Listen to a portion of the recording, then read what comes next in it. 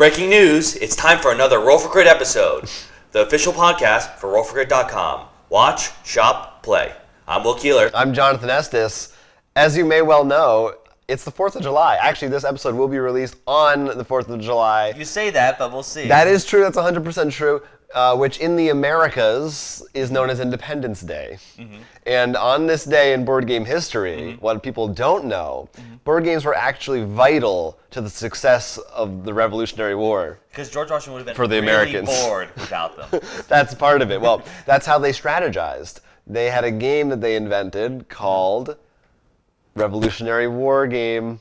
Such a good one. See, back then they weren't as creative as they are today. But anyway, that game became later the basis for, wouldn't you know it? You want me to guess? Yep. Hanabi. Yup. Yup. And the rest is history. Yeah. So celebrate your patriotism today. Hope you play some good American-themed board games. We might talk a little bit about that later on, in fact. The patriotism won't stop here at this stupid introduction. Speaking of things that are stupid, movies! We've got some movie news to talk to you about. Of course, we keep following the news about the new movies. This week we've got stuff about the Ouija's sequel, as well as the Dungeons and Dragons movie. Where do you want to start? I'll let you choose. I think we'll start with the one that has a trailer out now. All right. And if you haven't guessed, that is the Ouija movie. That's right. Ouija 2, or as they're calling it, Ouija Origin of Evil. Yes. So they do have a full trailer. This is coming out in October, just a few months away, from director, I know his last name is Flanagan, I forget his first name, but he directed Oculus and Hush, some actually very well-received horror movies. Yeah, so you actually have some hope. Yeah, I actually think Oculus was a great movie, so I think it's... And what's interesting, this trailer, the sequel has nothing to do with the original. No characters are in it. Honestly, smart move. Very smart move. And it takes place in the past. It's like a 50s, 60s... No, that I like a lot, to be honest. It's, it sort of just changes things up a bit. Yeah, well, it gives it much less of a generic feel. Ouija 1 looked like 400 other crappy PG-13 horror movies. This has almost like it looks, it's something different. It allows it a little bit more disbelief because there isn't an internet, a mass sharing. They don't have cell phones. Yeah. Right. And I think that actually helps a lot in the horror scene because how many times do we think of it, modern things like, why didn't they just call the police or something? Right. Yeah, no, that's a good point. And I thought that, the trailer didn't blow me away, but it looked interesting, mostly because of that. But let's be honest, theme. you're also probably like this. Not because you're Right. scared, but because don't spoil it for me. Don't spoil it for me. Yeah, I do. I don't think this trailer gives too much away. I don't think there's Really? I think I got the entire movie there. I'm kidding. Well, there was a few, I'm sure there's a few good scares that they put in that trailer, but anyway, I think it looks like it could be, I will bet $1 million it's going to be better than the first one. This one has more of a possessed little girl angle to it also. It's a different kind of story. But just the look of the old Ouija box is cool. It makes it feel different, and it makes it feel like less of a cash grab because they're not showing you look, the latest Ouija game on the shelves, which I guess the last movie didn't do that either. I don't know. Anyway, don't see Ouija 2, but we will. And then Dungeons and Dragons. Some of this is kind of old news, but we're kind of lumping it in. I don't know how much we'll be able to speak to any of this, but we found out that frontrunner for lead cast member of the Dungeons and Dragons movie is Ansel Elgort. What's his name? Ansel Elgort. Well, as you know, you have to actually show me a picture because I don't know actually. You won't know him anyway. Okay. He was the main character in The Fault in Our Stars. Oh. I didn't see it. I don't know if you ever saw that. The guy. The guy, yeah. I'm like, yeah, right? So that's something. So that's interesting. That's a younger I think that could lead. I think that could work. I mean, depends how it is because right now I think what's interesting is I'm comparing it in my head to the World of Warcraft movie. Oh, sorry, not the Warcraft movie, not World of Warcraft. Right. Movie, in which I don't think we've discussed on the show, but you and I have discussed it and mentioned how, for us, actually one of the biggest faults in the movie was actually the human casting. Right. So, considering this is also the same kind of fantasy, I'm trying to picture. For all we know, he'll be an orc. That's true, too. I don't think he will, though. But I'm like, maybe that could. Yeah. Well, I honestly, yeah, maybe. I don't know. I haven't seen it. I mean, it depends what character he is too. Like I said, that's why he's gonna be Warcraft Drizzt. No, but I mean, like, is he supposed to be a paladin? Is he supposed to be a rogue?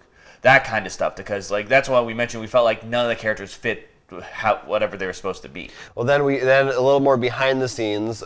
Actually, this relates to Ouija too a little bit. There will be a dragon. The writer of this movie is the same writer who wrote The Conjuring 2 and the movie Orphan and Annabelle, which was a Conjuring 2 spin-off. And so that's interesting. So it will have maybe, well, that doesn't necessarily mean, I don't think that means it's going to be a horror movie, but that's where his experience seems to be. Well, so I think what's interesting there is we can, at least after you tell me, I haven't seen those movies. I think you have? I've seen Conjuring 2, which I loved. I think it's very likely what we're going to see is also with the casting you mentioned. This is all wild speculation. I feel like this is definitely going to be aiming towards a younger audience. Not like a bunch of older. Huh. But what I can imagine is we're going to get a dungeon that isn't going to be, like, the way the dungeon's going to work isn't going to play like Indiana Jones kind of, like, traps. But it's going to be, like, very dark.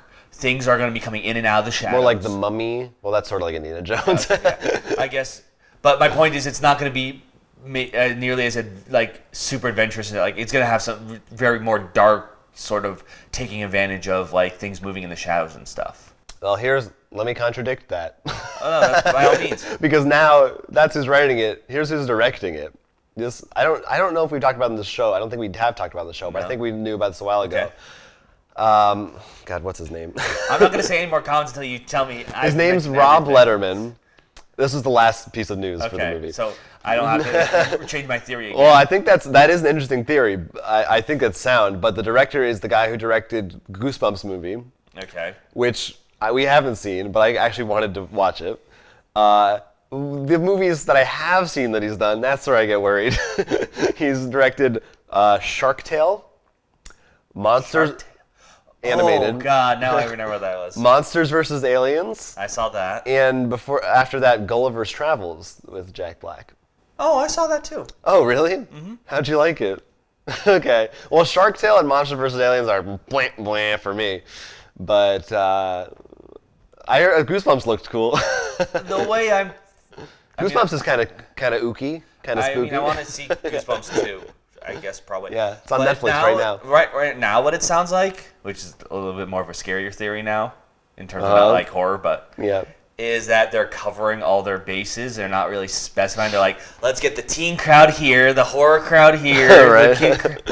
Yeah. But I mean, he could pull it off. They got like you said, a good writer. Hopefully, the director, because the Goosebumps, maybe he came into his own in there, and that if any of his movies would relate to it, I think the Goosebumps is the closest. I just hope Jack Black shows up somewhere as a dragon. No, what if he's just in a small scene, just like going by as a knave or something? It would be good. Well, Ouija comes out October. Dungeons and Dragons still a year or two away, so we'll figure out how that all comes together when it comes together. Now, a while ago, we talked about a Kickstarter game, Space Dandy. Yes.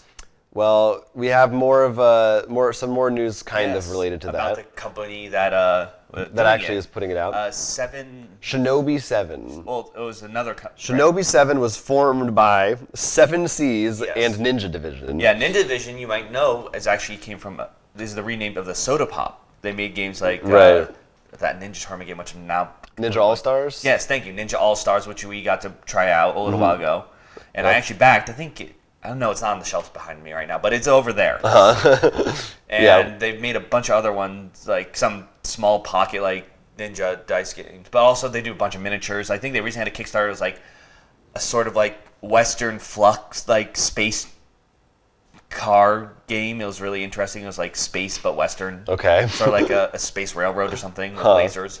Well, it sounds like this Shinobi 7 is focusing more on these games based on animes. Yeah. Right? They said... Tokyo Ghoul, Wolf and Spice and Wolf. Spice and Wolf, and I forget Battle something. Yeah, I don't remember the other one. Blanking that. But I remember I laughed because the Spice and Wolf one actually could totally work. because I've actually watched that, or at least the first season. I don't know if there's more, but in essence, what the story is about is like the idea of how the culture's been changing, and like one of the wolf god, Spice and Wolf, who can turn into a human, is sort of like not worshipped anymore, and joins up with this merchant, and the whole thing is about how he's the spice guy, and how all these economic schemes and stuff, like, explains how, yes, we'll get this, and it'll raise in price because of gold and stuff. So I'm like, so like here at Borg, I'm like, yes, it works perfectly. So it's Eurogame, the anime. Yes, it actually, like a lot of things, like they meet like we need to get the shepherd in, so we can smuggle the gold into the city by putting it in the sheep's wool and stuff. And it's like all this like. It really is like a very like Eurogame talk already, like economics and stuff. So like you could easily make that into. And then ready, it's gonna be a deck building game. But I think you could find a way to make it economic though. But like yes, Yeah. I can easily see that one. well, so Space Dandy's a deck building, right? Yeah, that one is. I haven't seen Tokyo Ghoul. I've heard a lot about it.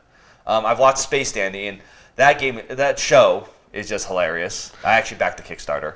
What's interesting, I mean, Space Dandy I've heard of, and Tokyo Ghoul I think a little bit, but these aren't like it sounds like they're getting more of the fringe, they're not getting DBZ, Naruto. Well, it's not the Attack on Titan things, because I think that's what the other ones grab, but I know Spice and Wolf was pretty big. The other one I recognize, and I'm totally blanking on it now, and I'm sure someone will tell us. But I think it's because it's a good idea, because these, like I said, I really did like Spice and Wolf. I thought it was very entertaining. And pulling from these things that are good, but just because they're not the Shonen Jump obvious picks doesn't mean that they shouldn't be. I think that's cool. I think it's cool if they take those more obscure kind of animes. That they can get probably easier to get the rights to. Well, not that again, these are only obscure in that they aren't the mega popular ones. Obscure in America, we should mention. Right, they are. They're not the things that they're bigger names still. That people aren't going to make.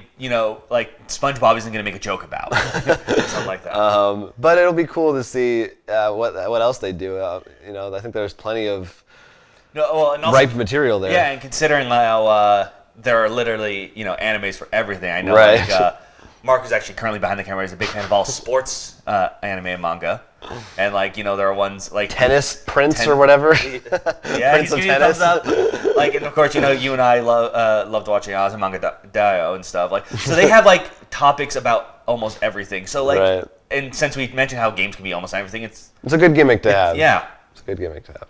As long as you get you actually try to make the game good, not just not like video games did with movies. That's the start. Yeah.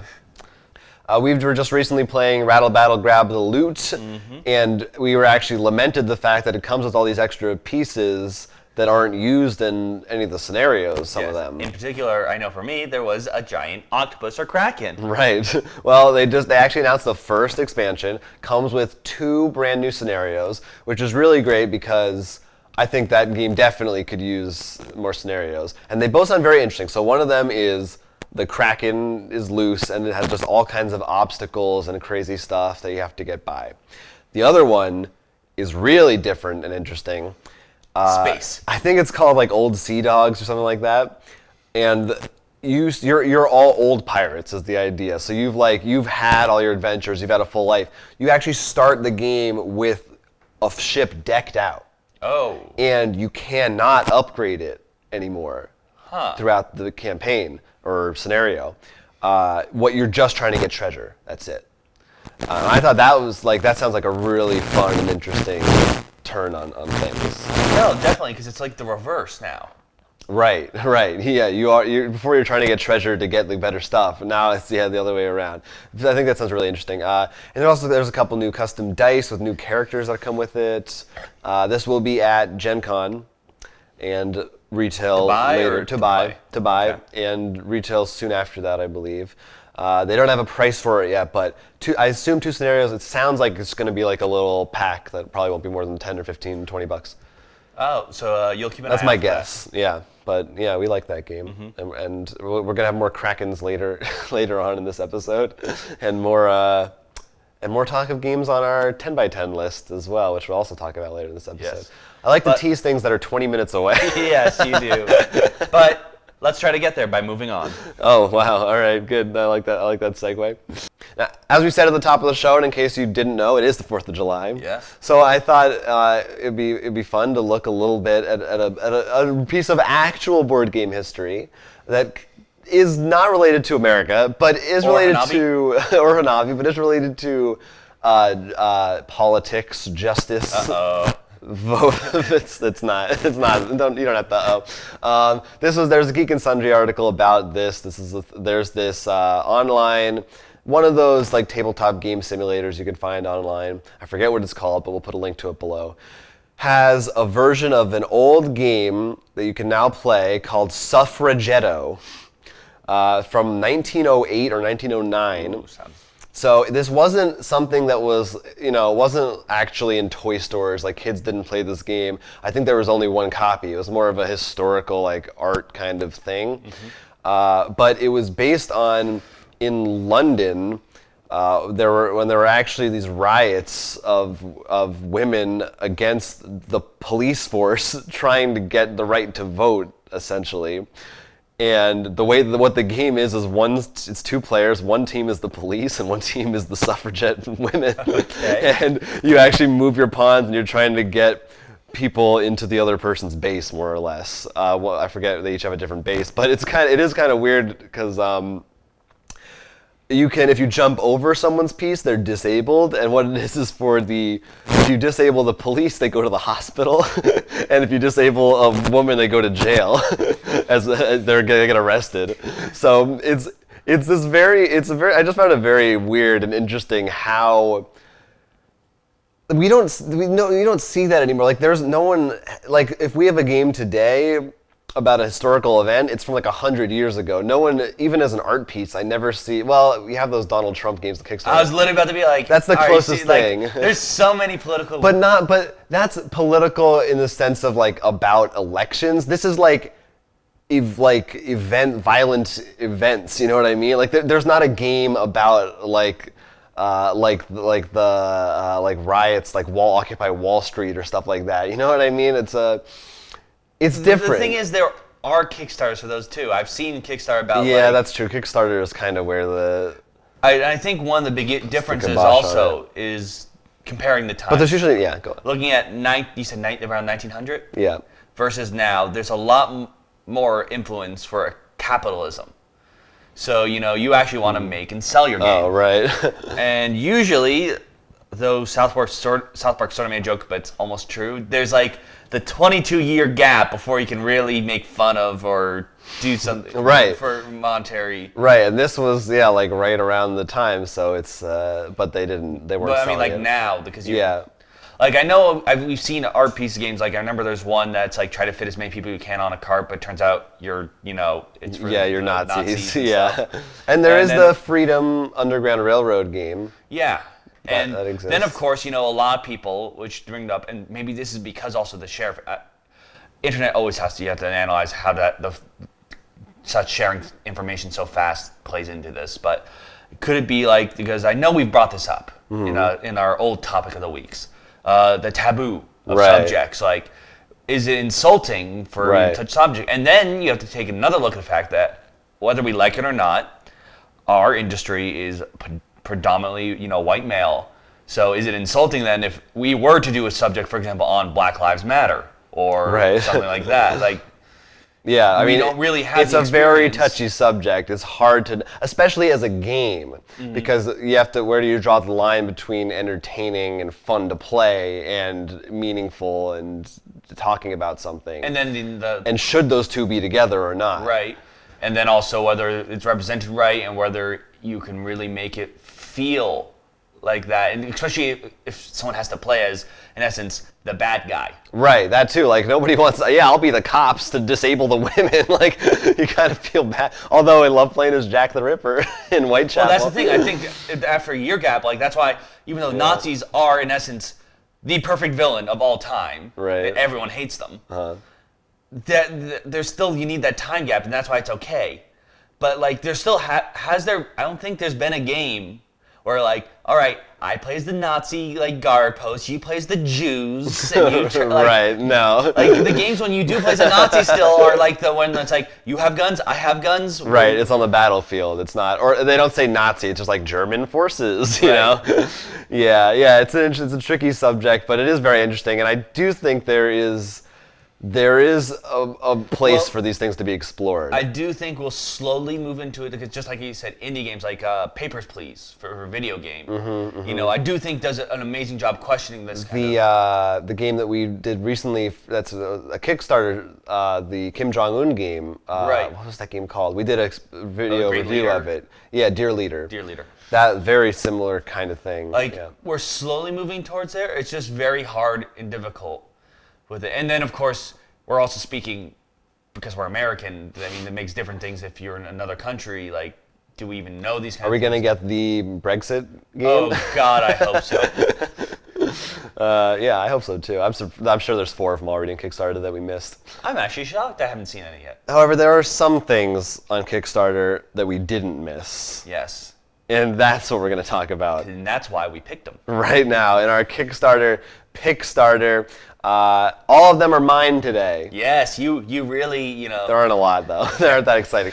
Hey, oh, Gesundheit, sir. Thank you, good sir. I'm sorry. You're allergic to my Kickstarters. Yes. The first one is Dungeon Time.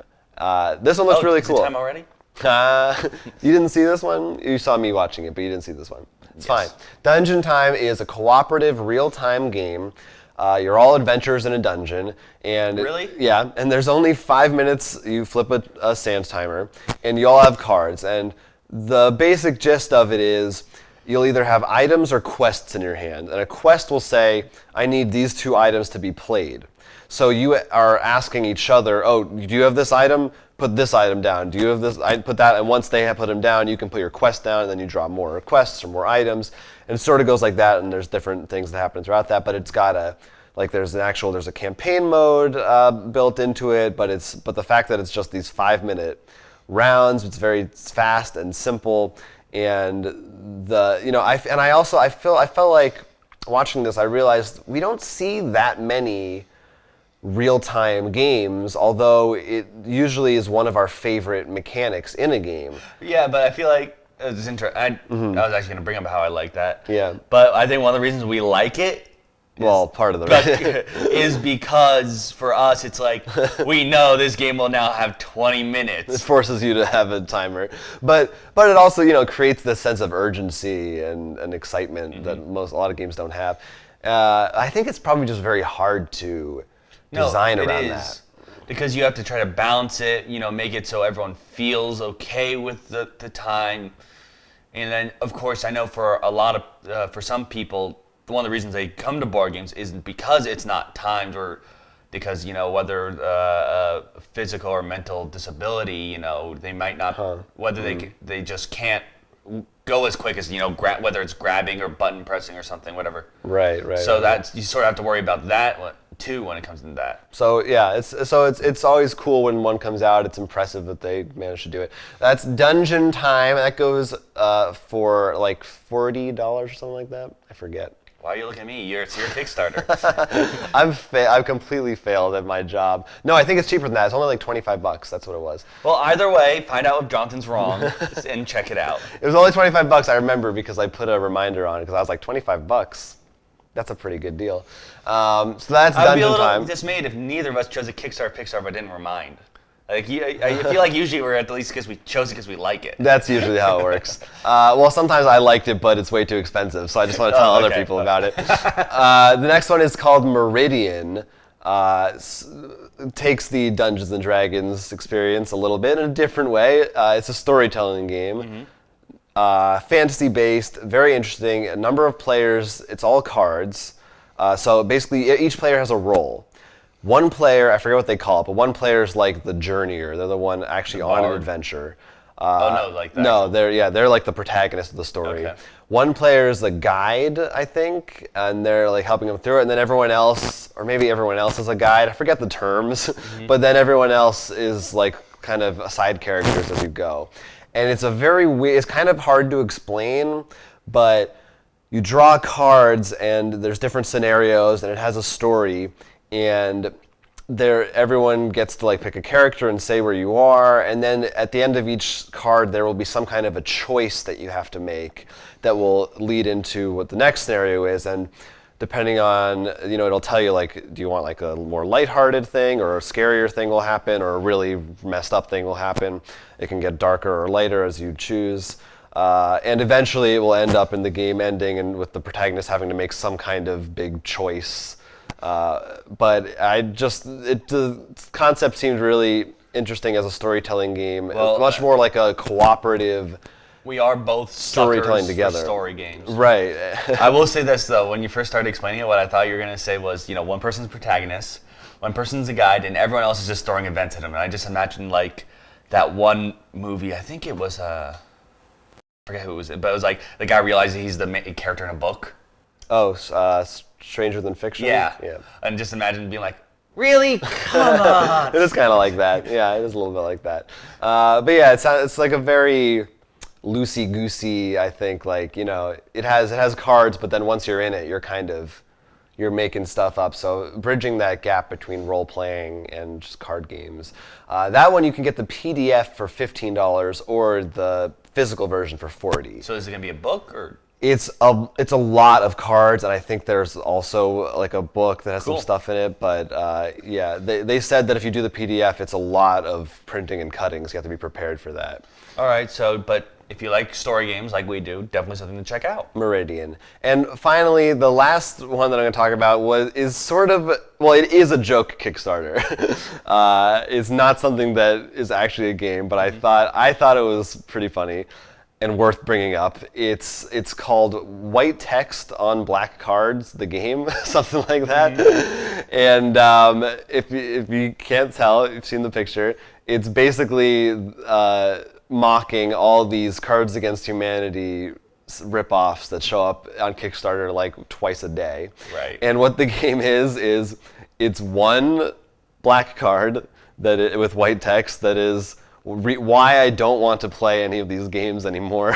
And then it comes with some white cards and everyone just plays their reason and that's it, and then you stop. So it's not really a game, but I think you've backed at the 1,000 tier level, yeah, right? It's actually $11 if you want to back it. But I thought it was kind of clever and a well-deserved shot because there are just so many of these games that it can be a little overwhelming. Yeah, Cards Against Humanity hit that sort of flux of everyone wants to say their version of how they think it should go. Yeah, it's like I'm trying to think of a video game like Candy Crush or whatever. Yeah, I guess, but except that if World of Warcraft were really easy and cheap to make and everyone could do it. Right. But yeah, so check that one out. But those are all our Kickstarters. They're just some. That was just a goofy one. Yes. Yeah. No, I thought this would be a good. So we are just about halfway through the year, right? Yeah. So I thought this would be a good time. We announced at the start of the year our 10 by 10 list, which was a thing that board gamers do. We didn't invent it, where you take 10 games, and the idea is that over the year you want to ideally play each of them 10 times. And it's a way to encourage you to play more games that you don't get to play as often, or that you just wish you get to play more, or you don't have time, that kind of thing. As we are halfway through the year, we'd be around 50. At this current point in time, we're about, I think I counted about 26 or 28, one of those two. So we're only about a quarter. Well, I think you're a lot more pessimistic about this than I am. No, it's true. Well, I think also because part of it is we're coming off, I think June has started rising, but April and May, we were just not meeting and stuff. Right. That's part of it. We just, I'm coming off this just bad months. Well, I think we should go through the list briefly, see where we stand, and maybe make some half-year resolutions. Well, we saw this. D&D, we did. D&D, we got nailed down, because we've been playing that a lot. Robinson Crusoe, we did very well, too. Robinson Crusoe, we almost got a 10, because we played it a lot for our stream. Next big one, which actually is really funny to me, is Versus. And it's none of it is you. I didn't. And you own it. That was 3 games that you played without me. Yes. I played with nearly every deck, and I've enjoyed it. And that's a sad thing. Like, I want to play with you. The following games we have one on each: Cosmic Encounter, Cthulhu Wars, Dead of Winter, Rattle Battle, as we just mentioned. And I thought we had 2 on this one. Is it only 1 still? Did we play last time? Was that last We year? didn't mark. We didn't mark it. We have 2 now on a game which we will be talking about leading into this, Secrets of the Lost Tomb. We have yet to play at all Mage Knight or Space Alert. I will definitely say... I know why. Well, Space Alert I feel bad. But Mage Knight, I will say, I actually don't want to bring it to the table until I find like a good way to, like, every time I open the box, it's just like a mess. It's my fault. I need to get something to sort it and clean it up. And we have to remember the rules. We haven't played in a long time. It's a complicated And that's game. why, like, I feel like I have to remember the rules. I'm going to have to sort it out. Like, even though, like, for example, Secrets of the Lost Tomb has a lot of stuff, and we didn't remember last time we played it, so we had to refresh ourselves a bit. I actually have it pretty well organized, relatively. But here's what I want to say about Space Alert. I was thinking about that game, a session, because again, it's a real-time game. One of those games, maybe 30 minutes, including the resolution phase. So I feel like we could easily knock out like 5 of those in a row if we just sat down one day and played Space Alert for a day. Well, not only that, I know you and me at least, problem is we go do other things, but Mage Knight, Robinson Crusoe, and Secrets all have good solo. Right, yeah. I mean... Which is a good one, but really, yeah. So, and I will say this also for Cthulhu Wars, I have stopped waiting a little bit on them. Like, maybe I'll get all my expansion stuff because I backed the other things, and then that means new maps, a dual player mode, more groups and monsters. I mean, it's like we want that because then every 9 game could literally be different. But I think that overall, I'm sure there are people a lot out there who did this who have worse progress than we do. I think we're doing not bad at all. I'm curious how other people put on their list, because at least for me, how I feel, I feel we have some bigger games on there. Right. More heavy games. Like I'd say Secrets, Mage Knight, Cthulhu. They're all heavy games. Are definitely time eaters. Rattle Battle is the lightest game on there. No, I'd say Versus. Yeah, Versus. I guess. Versus is the quickest one on there. And that was, like, we don't have any Hanabi or, like, Flux. Right. But, I mean, that's why we put them on there, because we knew there are games we don't play that much. So, honestly, if we get 5 in all of them, like, I'm very happy with that. I'm satisfied with that. I think we can do that. I'd be happy because 5 of some of these games are... Yeah, we just get to play them. It's fun. Static. All right, so... As we said, one of the ones that we have played a couple times, Secrets of the Lost Tomb. We just played it the other night. So yes. Talk a little bit about that. And one of the reasons we did play is because it's on the list, but also it actually has a patriotic mission. That's right. It was in theme with our day. If you don't know, Secrets of the Lost Tomb, in essence, there's a lost tomb where and there's secrets in it. Order of Perseus has been storing pretty much bad occult things, and there's a bunch of scenarios. The first one we did was the blue eyes of the pharaoh, like an alien Egyptian theme, really cool. But this one, the story behind this one was during the Revolutionary War, one of the British, I believe it was a general, was actually from Greek descent and summoned a Kraken to fight. Now, of course, the America didn't really like this, and the Illuminati, or the Masons, I can't remember which one it was, were gathered to talk about it. And one of them was a Native American shaman, and he looked into this and thought that the Kraken would do more damage and probably destroy everyone if the British would win. So he summoned another creature, the Wendinga, I think was the... It was the Wadega or something like that. To fight and beat the Kraken. It won, so both monsters were sealed in the tomb. But for some reason, the Kraken is awakening again. It's up to you to stop the Kraken from destroying the Americas once again. This is story time. So we delved into the dungeon. And actually, earlier, when we first brought this up and mentioned it, the creators actually challenged us to find the Soul Sabers in the lair of the sandworm. And wouldn't you know it, the first room I walk into, because I was first player, like, I'm going to go in, was the lair of the sandworm. I did not get eaten this time. But we did not find these Soul Sabers. I tried, and I was dismayed and never found it. So unfortunately, we were not able to succeed at their challenge. Which was a shame. But we did end up finding the Kraken and defeating it, and without the help of the Wendigo. Yes. Because we had, what character was Garrett playing as? I forget, but someone who just shot damage like no one's business. He had ridiculous levels of damage, did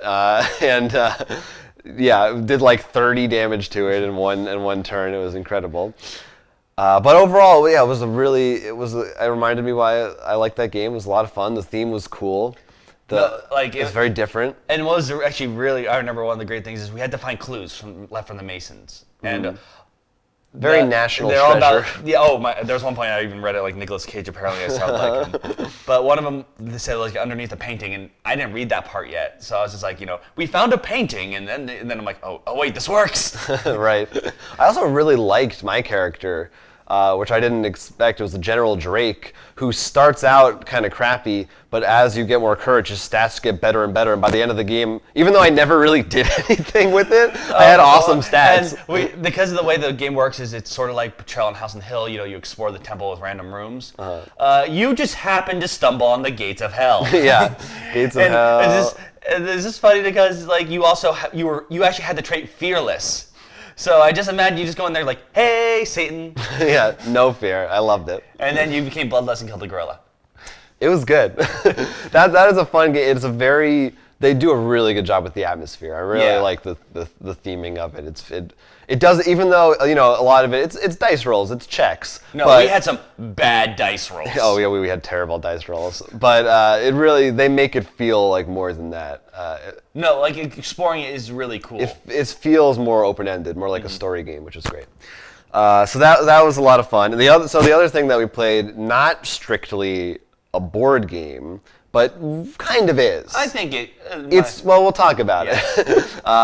The Jackbox Party Pack. This was the second one. I guess you can use a pseudo digital review. Sure.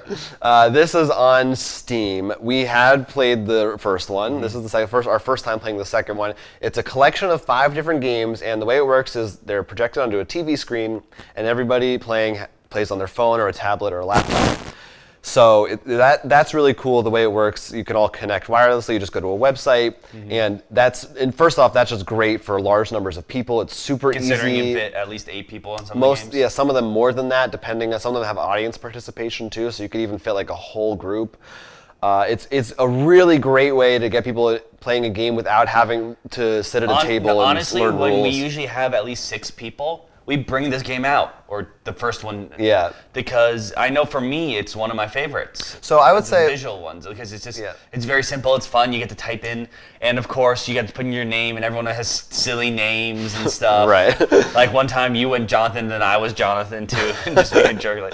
So the first game we liked, but I think we agreed. Well, let's go through each game. If I want to start just by saying that there was really one game in the first version that I think we both really liked, which was Fibbage, and the rest were kind of like ranged from bad to okay, in my opinion. No, in the first one, I liked the drawing one. Like it wasn't as good as Fibbage, but I liked it a lot. And then there was You Don't Know Jack, but that only fit 4 people. Right. So that's why. I almost don't count that because to me, You Don't Know Jack is just like another game. But you're right, that is a good one too. Yeah. Right, but so this one has.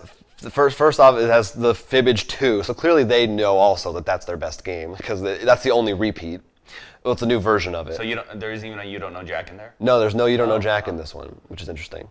But that basically it's a fill in the blank, and you make something up, and everyone's trying to figure out what the truth is. It's like a fact, it's some kind of a trivia fact. It's a hilarious game. Yes, because you'll get things like. What was the surprising thing the man found when he picked up at a Kanye West concert? Right. And we're all like, I don't know this. And then it becomes hilarious because what happens is this happened a lot. Like, someone put in tissue, but then someone put in used tissue.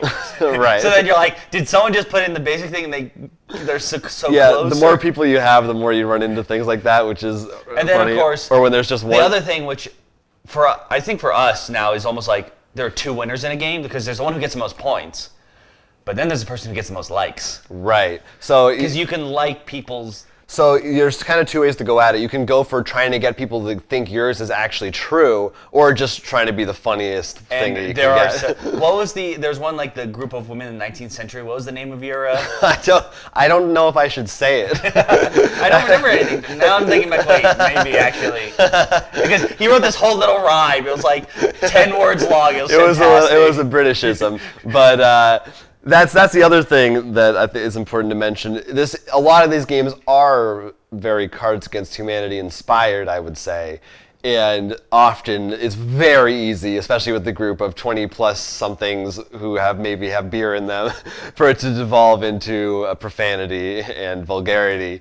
And I think sometimes we kind of try to fight back against that, to not always vote for make people try to be funnier and more original than just the obvious crude answer. Just not a genitalia joke. Yeah, which sometimes is very funny. Oh though. no, yeah, no, sometimes they work. But that can happen. Actually, this has family-friendly modes too in it, so you can play this with kids, and they will cut out the questions that are more risque. Oh yeah, considering the the sound one, which we'll get to. Well, let's talk about that next. I think this is the most board gamey, I think, because it's really just apples to apples or Cards Against Humanity in a digital form. Really, I would say a different one might be, but continue. Oh, you're thinking of the bidding game. I guess. Well, this one most directly. We'll get there. Okay, yeah. Let's talk about that. This one's a new one. In this game, the way it works is it randomly chooses someone as a judge. Right. And they'll give a topic of what you're trying to hear sounds for, like how to quiet a baby. And then everyone gets a list of 5 sounds. I think 5 or 6. Yeah, and you pick 2 of them. Yes. And you're choosing which order to play. And they play in that order. Right. So, for example, the quieting the baby one, I think I was a judge for that. And the winner was, you heard a baby cry, someone made a baby crying noise. It was just they already won with that. Yeah. And then a shotgun blast. Right. So stuff like that, it's totally random. You don't always get good options like that. Which I think, that game was fun. That was probably the biggest problem with it, is because you can just, it was if I had to compare it would actually be apples to apples. Yeah. You know how sometimes in apples to apples, you just get those things like, I got nothing for you. Same with Cards Against Humanity. I think the same thing. And though I think there's only one round we had where that really happened. That was for Mark had to judge something about hunting. I don't know. But they're just no good. Oh, what do deer hunters think of while waiting? Right. And no one had anything good. Yeah, it's just because sometimes sound effects, it's not like a word or a joke. It's a very broad thing.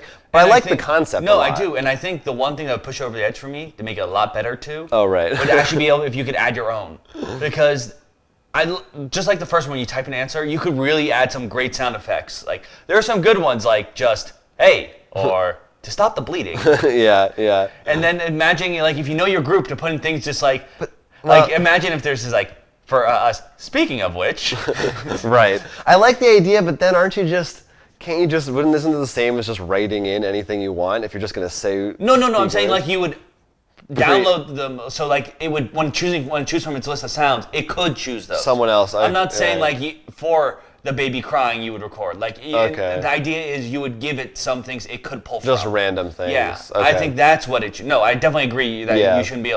I think it would be pulled, so I could be able to get one that's yours, just saying something silly. But that was definitely, I thought, it had funny moments, but more a miss than a hit. I don't want to play it again, to be honest.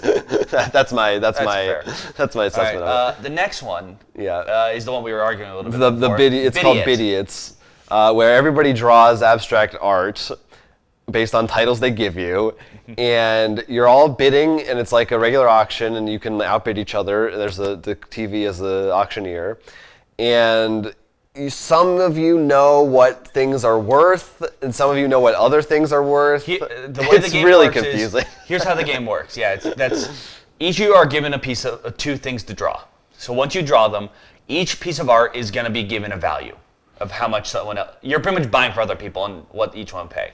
You, on your phone, will know what 3 of the pieces are worth.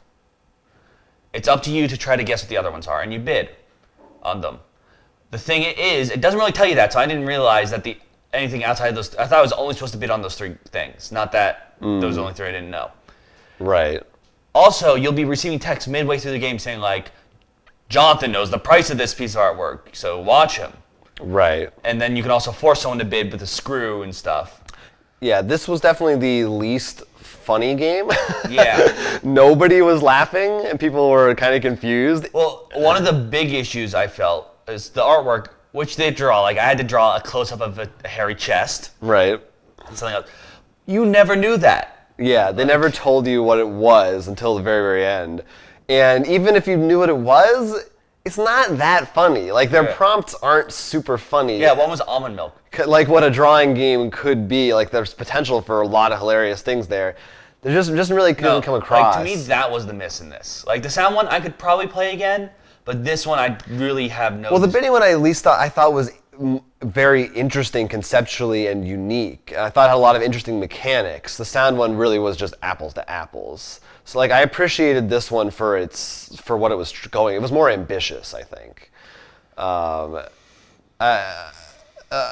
I don't know, but I kind of liked it, but it really wasn't. It didn't really fit in with the other games. It was definitely the most involved and most gamey of the games. Also, like a lot of rules. It was interesting. I think there was only one other one, right? Besides the bomb one, there's only one other one. I didn't see the full list. That's why I was. Well, there's only one other one that I care to talk about. Well, the other one that no, there were. You forgot. There is one. The one. Quiplash. Yeah. Yeah. And One other one besides the bomb one. That's what I meant. Jeez. This one I thought was a hit. This was definitely, I think, as close to as good or as good as the Fibbage one.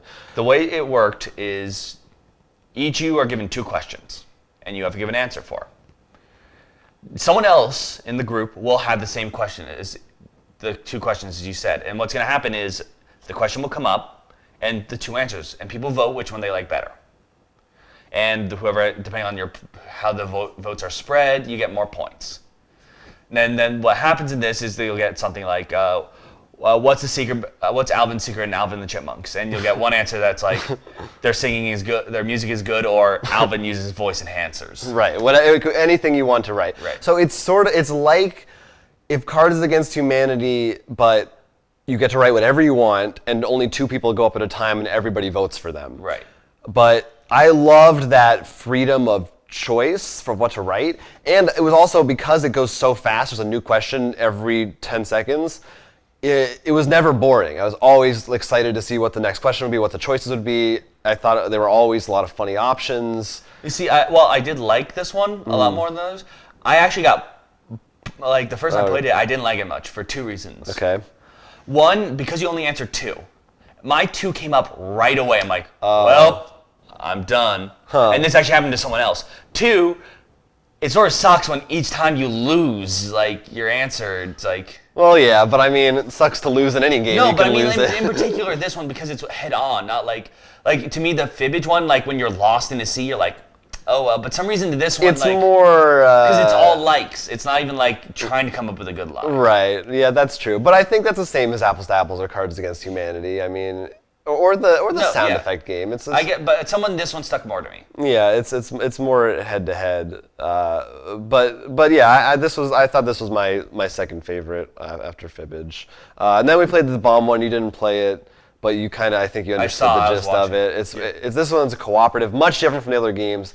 It's more like its own thing. It's not a party game, really, where everyone has different instructions about how to defuse a bomb, and you have to shout to each other about how to do it. And of course, the instructions will sometimes say, don't listen to page 4. Right, they get confusing.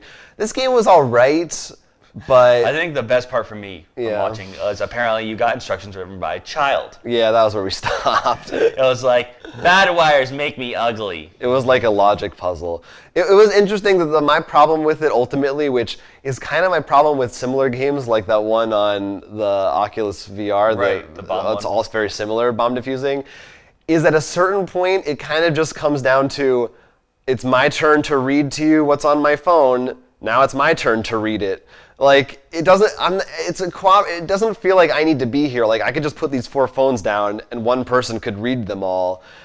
It doesn't feel like I'm really participating. They're just telling me what to say. This is interesting because this reminds me almost a lot of what you said about when you did the locked in a room thing. Huh, really? You mentioned how, like, you sort of, like, because you had all the people there, it's like, well, I'm just standing around now, like... You didn't get to do all the puzzles. Well, I think the problem is, it seems not that it's a bad thing. Yeah. Is that you want the whole experience. And for you, what the way this sounds like is you read 1 page, you're done. Well, it was more like, I understand what you're saying. I think it's a little bit like that. But it's more like I just felt like I was redundant. Like, if a robot was reading my phone, it'd be the same thing. Like, there's no reason for a human being to be there. Really, until it gets more logic-y. But that, I don't know, like, I like the idea, I like it, but... It hasn't been... It just is it needs a little something. It hasn't been utilized right. Maybe, yeah. And there's also that Space Team game on your phones. I think Matt has it, where it's a similar idea. It's kind of like Space Alert, and you have to be like, press the Comblorpulator, and someone else has it. It's a great. Also, probably better if you're just drunk and you don't know what you're doing. Well, no, I think all these games are significantly better. But I will say, I do love these Jackbox games, but they definitely are a mixed bag. Like it's not hit after hit. It's usually there's one, maybe two games that you'll really play, and the rest that are like, we'll do it once, but no one's clamoring to go back to it later. Which is kind of a shame. It would be great if they had 5 Fibbage level games, but I don't know. But you can check it out if that sounded good to you. I still definitely recommend them, especially because the first one is pretty cheap, and if you get them in a Steam sale, which is going on for the next 2 days, if you're watching this when it comes out, pretty good prices. Great if you have party games. like even like you said, it's a mixed bag, but at the same time, like I said in the beginning of this review thing, if we have at least 6 people or more, I really want to do Fibbage or... Yeah, it's still worth the price even really for that one game, just because they aren't that expensive. Even with the 4, I love the Jack, was it? You don't know Jack. Thank you. Yeah, which is great. I was thinking what the end thing, the Jack attack. Right. I think we're... Even though I always get slaughtered by it. Yeah. Oh, yeah. Well, yeah. Those games are hard, and we should stop talking. Yes. We've been talking too long. People need to go watch fireworks. They need to... Play board games. And where can they get some board games? Oh, you can get board games if you want them. Please go to rollforcrit.com. We sell lots of the games we talked about today on our 10x10 list and more, plus more podcasts, more videos, more reviews, lots of news articles, really great stuff. So great, I have to clap. And of course, we talked about a lot of stories which you may want to comment on. Mm-hmm. Now, there's a lot of ways to contact us. Obviously, the easiest one, right down below. Just a comment section. Just hit the subscribe and leave a comment. We'll love to. We'll, of course, respond to it. Of course, there are other ways. There's Facebook, Twitter, Instagram. We're everywhere. Subscribe on iTunes. Email us, rollforcrit@gmail.com. And, of course, we have plenty of other shows, like you mentioned, Playback. We just released, actually, our new D&D campaign. Yes, so you definitely should start watching that. Myths of Malocus. The first episode came out last weekend, so that's very exciting. Oh, extremely. Let us know what you think of all that stuff and more. Till next time, I'm Jonathan Estes. I'm Will Keeler, and this has been Roll for Crit. Mm-hmm.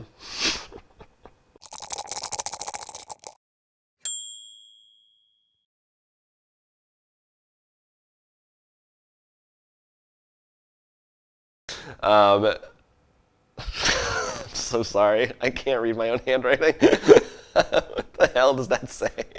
What's the next thing? I don't remember what we talked Saffron? about. I'm just gonna cut it again. What's The women's thing. Oh, it's suffrage. Oh boy. That's suffrage? I only wrote like the first 4 letters because I thought I would remember. I have no idea what I wrote. Can we actually put that in That'll the be end of the at the episode? end. Just Yeah. like, what did I write? All right. This is a disaster of an episode. We usually don't cut this much. Okay. Ready? Never cut this much. Ready? Mm-hmm. People will be like, what did they screw up so bad in this episode?